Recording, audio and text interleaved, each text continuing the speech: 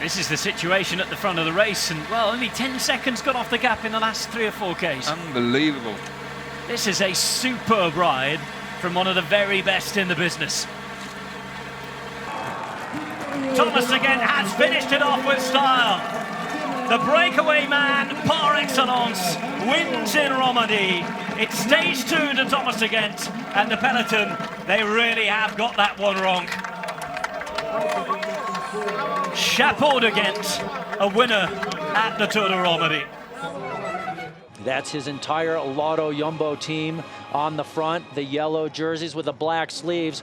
Kuss riding in the yellow jersey behind as they chased the breakaway down. They caught them on Empire Pass, and it was Sepp Kuss who rode through everybody.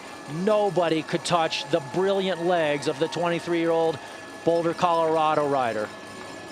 Catching Nate Brown, the last man from the early breakaway. Brown trying to get on Kuss's wheel, but there was no way he could match it.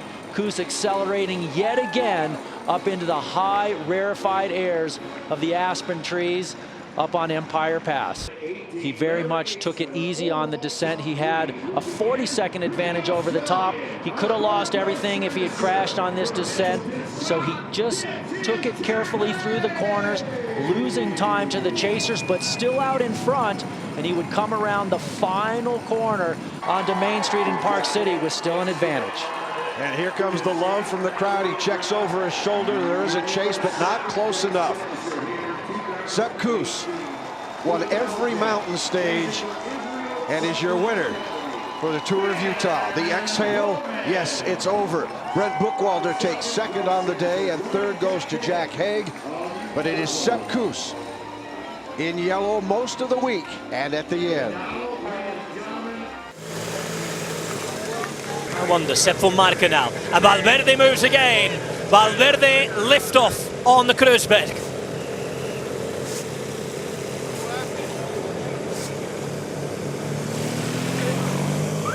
Is he going to look for his soigneur here? Or is it a look round to see straight through at the damage being done? Valverde over the top of the climb. It's been cheered around the course today.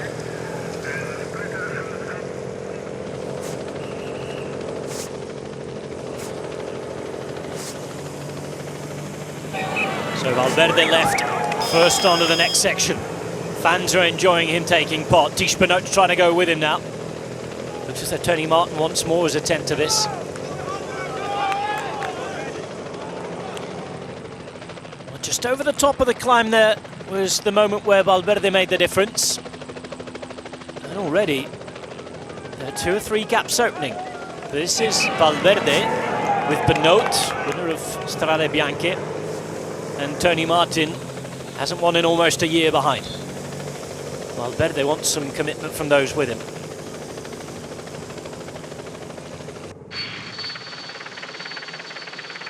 And on the left-hand side is Michael Valgren, I think. It is Valgren that's gone. 2.2 kilometers to go. Michael Valgren of Denmark, I think it is Valgren. It is Michael Valgren. He's a very powerful rider indeed. And I tell you what, Trentin knows it because they've ridden together before on the same team. Trentin now trying to shut the gap down for Mitchelton Scott. Michael Valgren has got a good gap here. This is an amazing ride by the Dane.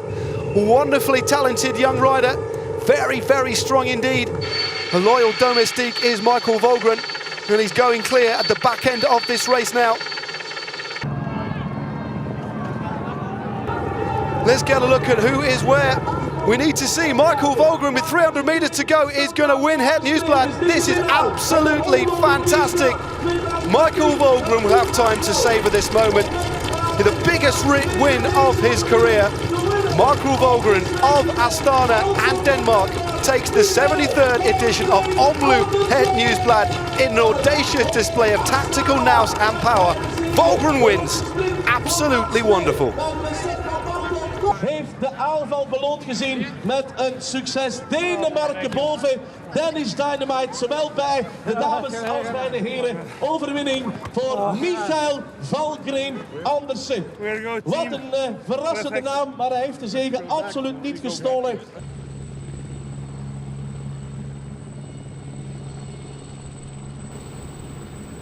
Another little bit of false flat with a couple of opportunities to attack on the lip coming up.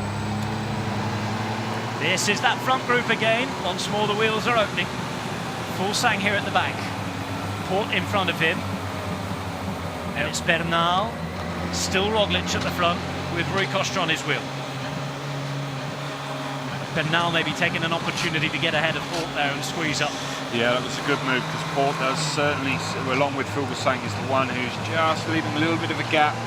Not quite got the confidence to follow the wheels.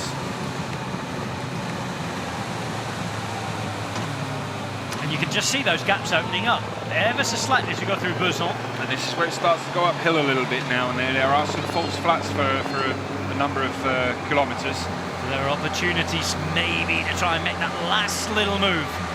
And you can just see the extra effort that Port and Fuglsang are having to make each time we hit these sections. Just to close the gap where they can. Thankfully for them, there's a little bit of hesitation with Costa on the front. Now what does Port do here? Costa just takes that opportunity to take a little bit of fuel on board, and Fuglsang's going straight through. Not having any of it. Fuglsang is going straight through. Now, who is going to chase him? Astana, who already have one victory from this race this week.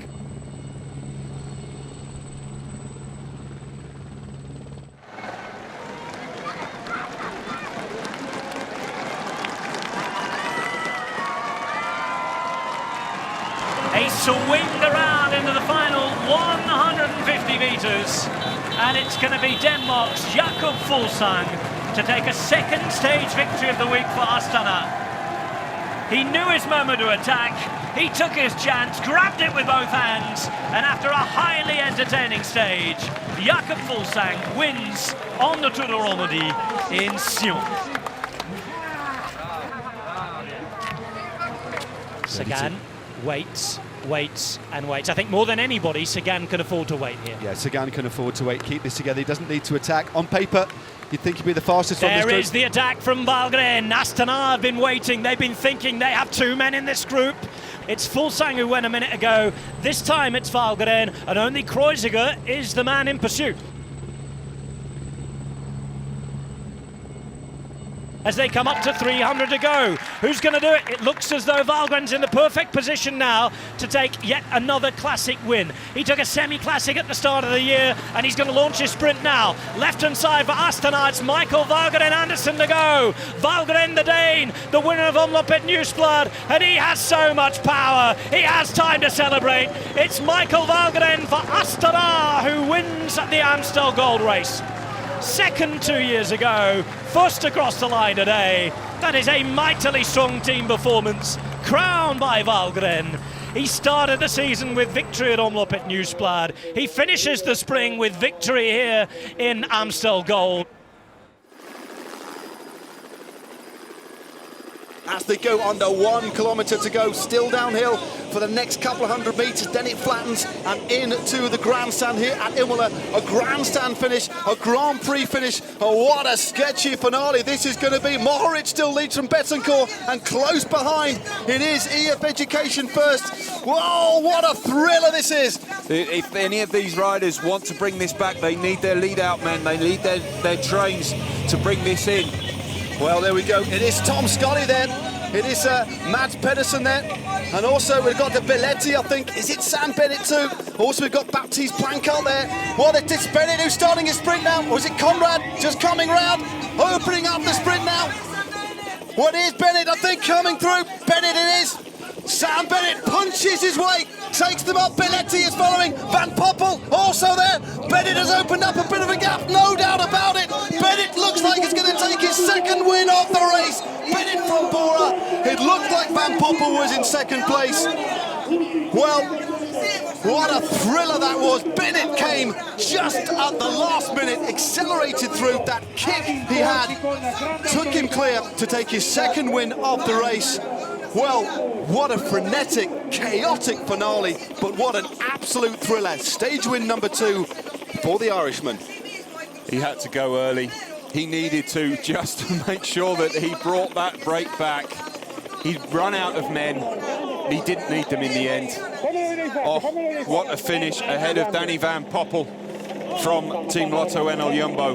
Well, I mean, the way he rode there, he was climbing with the GC riders. He's clearly got a lot of power there, and I think that might be his girlfriend. Big kiss there. Let's hope so.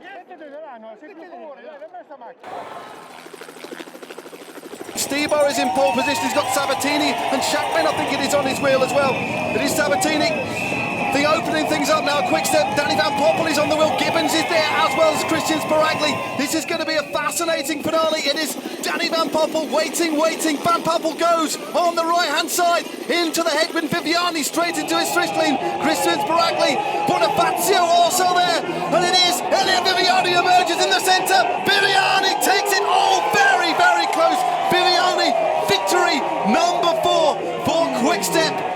Left it late, but takes it. What a chaotic finish that was. No doubt about your winner, Elia Viviani. And he's almost This is on hurting. the limit. He's kind of like mugging for the camera when he just needs to think about the finish line. Here it goes. Brandon McNulty has the Hatterdam ramp to get up. He's got a 13-second advantage in the general class, or disadvantage to make up in the general classification. Find the right gear. This must be the ride of your life, McNulty. Battling that gradient, he almost comes to a standstill.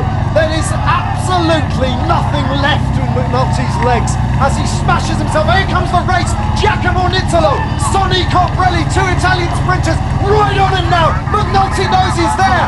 Is it going to be enough? Viviani is dropping out of contention. Colbrelli's coming at him. Colbrelli comes past him.